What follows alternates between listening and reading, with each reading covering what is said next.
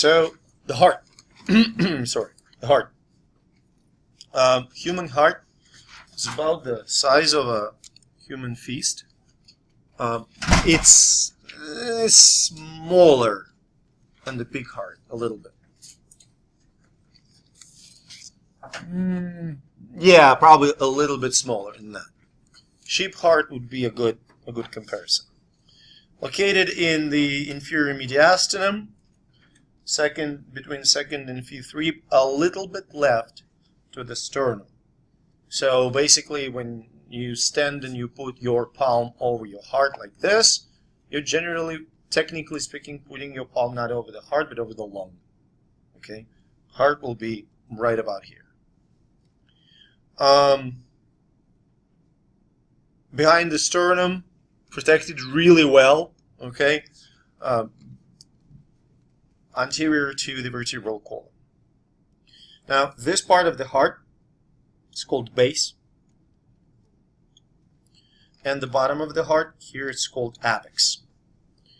So you can hear the so-called apical impulse between the fifth and sixth ribs, a little bit above the left nipple. Heart is covered with pericardium, and unlike some other serous membranes, pericardium actually has 3 layers. So the most superficial layer is called fibrous pericardium. Okay, so fibrous pericardium protects. It's really thick and really tough. Immediately deep to fibrous pericardium is a layer of parietal pericardium. Now, this is a fairly thin serous membrane which produces fluid that accumulates in the pericardial cavity. Now, if you would look at the picture at the bottom, I will trace parietal and visceral pericardium, and I'm going to start with the parietal one. So this is the parietal pericardium, and it turns around and becomes visceral. As any other serous membrane, visceral and parietal pericardium are essentially the same structure, they just folded. Visceral pericardium surrounds the heart from the outside, while parietal lines the walls of the pericardial cavity. Does that make sense to you? Okay, let me make a quick picture if you're a little confused. So, this is pericardium, okay? The heart is right here, okay? Does that make sense? This is visceral, this is parietal. And here is the fluid. This is pericardial cavity in between visceral and parietal. Does that make sense so far? In some cases, pericardium can become inflamed. This condition is called pericarditis. Infection and heart attack, I would say, are of the most common causes. You with me so far? Infection, mostly bacterial infections, very often tuberculosis, well, not in the United States, but chronic extrapulmonary tuberculosis can lead to pericarditis. Certain helminthic invasions can lead to pericarditis as well. The main problem associated with the inflammation of pericardium is that fluid starts to accumulate in the pericardial cavity. Does that make sense? We call it pericardial effusion or cardiac tamponade. So look at my extremely artistic picture at the bottom. This one.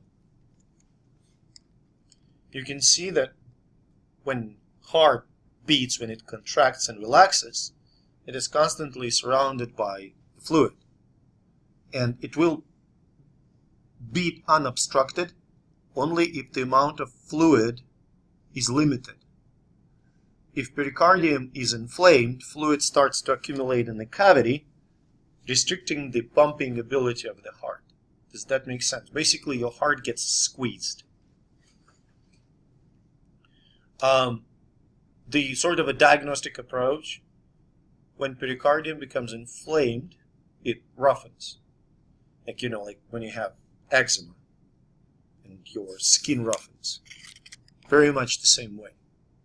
And you can hear the rubbing sound of visceral pericardium rubbing against the parietal pericardium. When they're inflamed, they start to rub against each other. So-called pericardial friction rub. So far, does that make sense for you, like the outer part? And if we will go deeper, we will find that the wall of the heart, the immediate wall of the heart, consists of 3 layers. The outermost layer is called epicardium. Epicardium and visceral pericardium are the same, just 2 different names.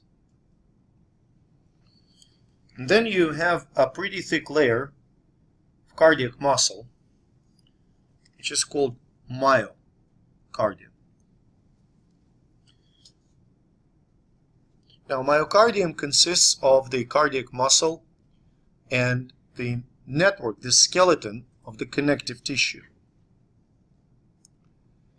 This skeleton, I would take skeleton into a quotation marks because it's not bones, but this connective tissue that connects different parts of the heart, it allows muscles to pull on something. It also controls the spread of electric signals through the heart. And it ensures that specific chambers of the heart contract in the specific fashion. Say, atria contracts together, ventricles contract together. Very frequent condition, pathological condition, associated with myocardium is myocarditis. The majority of myocarditis causes are infectious. The leading cause of infectious myocarditis in the world are Coxsackie viruses. They were named after the city of Coxsackie in the state of New York, where this virus was first isolated. They cause chronic myocarditis, which often leads to heart failure. So basically what happens, if you think about it, myocardium becomes inflamed, and inflammation leads to formation of the scar tissue. Now, scar tissue, what type of tissue is it? There are 4 types of tissue: nervous, muscle, connective, and epithelial. Scar tissue, which type of tissue is that? Connective. Scar tissue is connective tissue. Now, connective tissue is not muscle tissue. Does that make sense? So basically, some of your muscle cells in the heart are replaced with connective tissue. So your heart loses pumping ability, and that negatively affects cardiac performance, which may eventually lead to congestive heart failure. In the United States, what you really can get is Lyme disease, Borrelia burgdorferi. Have you heard about this condition? Pretty common in New England, Vermont, New Hampshire, Connecticut. Not so much in Ohio, but you still have a pretty good chance to get Borrelia if you expose yourself to ticks too much. We clear? Trypanosoma cruzi can be of concern if you travel to South America and decide to spend the night in the rural area in the building with a thatched roof.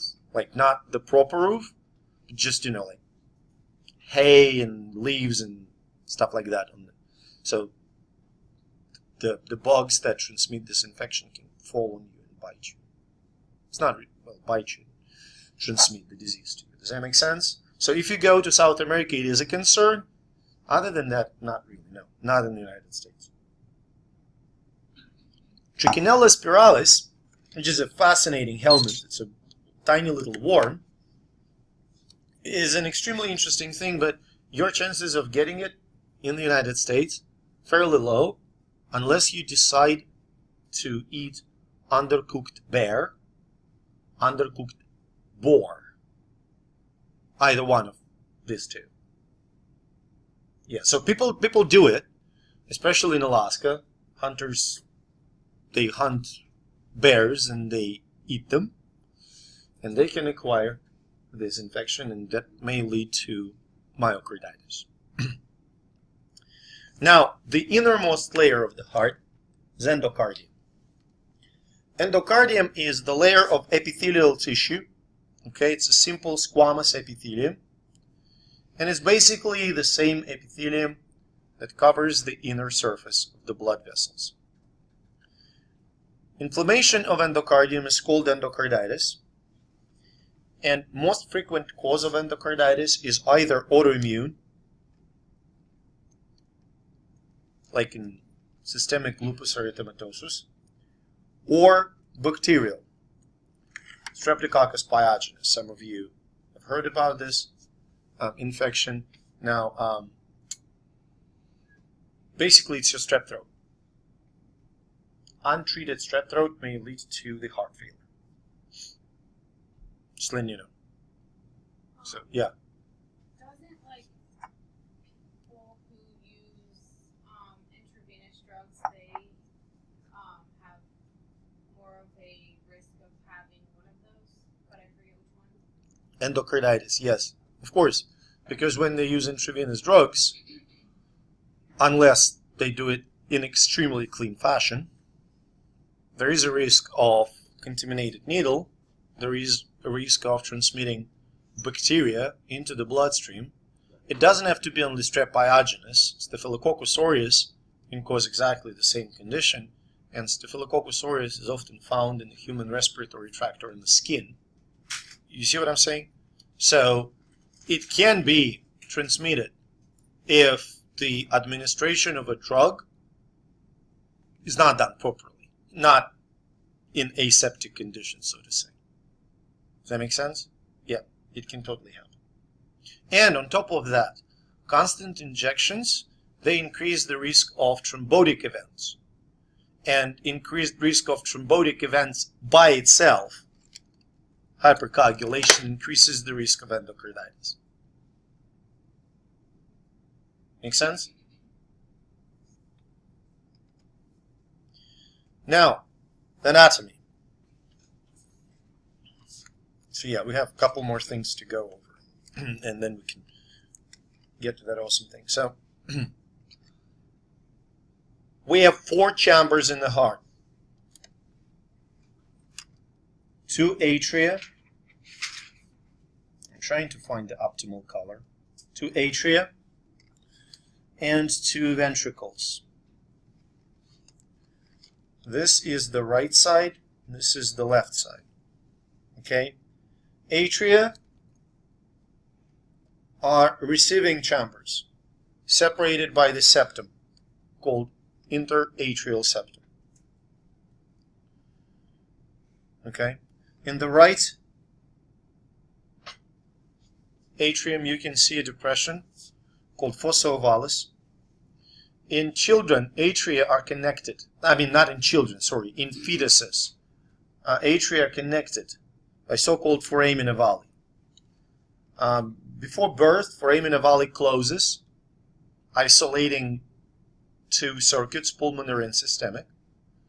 And the only thing that is left is that little depression. In some children, foramen ovale doesn't close, and this is called a septal defect. And that's a huge problem, which we're going to talk about when we get to physiology. It's really a big problem. Okay. Now, this flappy attachments on top of the atria called auricles. Does anyone remember from AP1 what is called auricle as well? It's nothing to do with the heart. The ear, yes. So basically, those are called flappy ears. Okay, auricles increase the volume of atria, allowing them to accommodate more blood. In the walls of atria, you can see pectinate muscles. This zigzag-shaped muscles. Okay, and anatomically, right atrium receives the blood. Remember, those are receiving chambers. Right atrium receives the blood from superior vena cava, inferior vena cava, and coronary sinus, which isn't shown in the picture because coronary sinus, we don't have it here, is on the back of the heart. Are we clear? Sorry. Now, left atrium here receives the blood from pulmonary veins. Now, let's see what is common. You see that both left and right atria receive the blood from veins, either vena cava or coronary sinus or pulmonary veins. What do you think is the definition of a vein then? Nope. Actually, pulmonary veins, right here, look at the color of pulmonary veins. It's a good guess, but look at the color of the pulmonary vein. They shown red, so that's oxygenated. But blood in the veins, in which direction does it flow? To the heart. Always, no exceptions. That's the definition of a vein. Blood flows to the heart. Does that make sense? Now, ventricles are pumping, sending chambers, okay? So, they do receive blood, don't get me wrong. So, right ventricle, for instance, receives the blood from right atrium, and left ventricle receives the blood from left ventricle, okay? Now, you can see that the left ventricle is much thicker. Can you see that? It is much thicker. Here, on the left picture, you have left ventricle with much thicker wall. The reason for it is left ventricle pumps the blood to entire body. So it pumps it into what we call a systemic circuit. Now, right ventricle pumps the blood towards the lungs, in so-called pulmonary circuit, which means that it doesn't have to be as strong as left ventricle. Are you with me so far? Now, characteristic structures. First, the septum. Interventricular septum, really important structure, carries a lot of electrical cells responsible for transmission of electrical signal through the heart. If it doesn't close, fetal in the fetus, interventricular septum has an opening. This opening doesn't close, that's terribly bad news. Yes. That septum, that's that black part that you Yeah, that I colored it. So is that just separating the ventricles? They're usually considered separately, interatrial and interventricular. But they are interventricular septum and interatrial septum. They are continuous. Does that make sense? It's like one giant wall. But once it crosses into the atrium, or the ventricle never becomes the Interventricular, yes. When it crosses from atria to ventricles, it becomes interventricular. And you can also see, I mean, interatrial you can't really clearly see on this image, but you see that interventricular septum, is thick and muscular. Interatrial is not. It's basically just a barrier. That make sense? Now, what you're going to find inside the ventricles? You're going to find there's muscle regions called trabeculae carnae, and on top of trabeculae carnae, you can see the papillary muscles. So those are papillary muscles. Papillary muscles hold the structures called chordae tendineae. Chordae tendineae are this fibers, connective tissue fibers that open and close cardiac valves. Does that make sense? Now, if you would look at the connection of the chambers to great vessels, you will see that right ventricle delivers the blood into pulmonary trunk, while left ventricle delivers the blood into the aorta. Okay? So far, we're clear? Now, it brings us to a short conversation about valves. The function of the valves is to prevent the backflow of the blood. As we will see pretty soon, blood flows in a very specific direction through the heart. Now,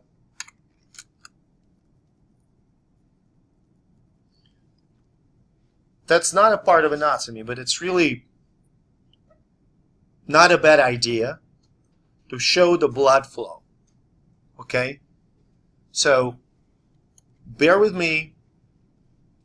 You have superior, what's the best color? Oh, black is going to be. You have superior and inferior vena cava that bring the blood into the right atrium. From the right atrium, blood enters the right ventricle. Can you see that? On its way, it gets through the first valve, which is tricuspid. From the right ventricle, it enters the pulmonary trunk through the pulmonary semilunar valve. Pulmonary trunk delivers the blood to where, if it's pulmonary? To the lungs, where blood gets saturated with oxygen. Blood returns from the lungs, and it enters left atrium through the pulmonary veins. From left atrium, blood enters left ventricle through the mitral valve, and then left ventricle pushes the blood through the semilunar aortic valve into the aorta. And from the aorta, blood gets delivered to all tissues of the body. Does that make sense? Now you can see that blood always goes in one direction. There is no situation where it enters right atrium, then right ventricle, then back into right atrium. You see what I'm trying to say? So it flows in one direction. Okay? And this is why we need valves, to prevent the backflow. So we have two valves here that separate atria and ventricles. We call them atrioventricular valves. You see tricuspid and mitral valves. Okay, so these valves are anchored to the papillary muscles by chordae tendineae. You with me so far?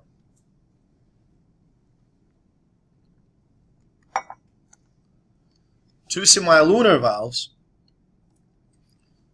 separate ventricles from the great vessels. Pulmonary valve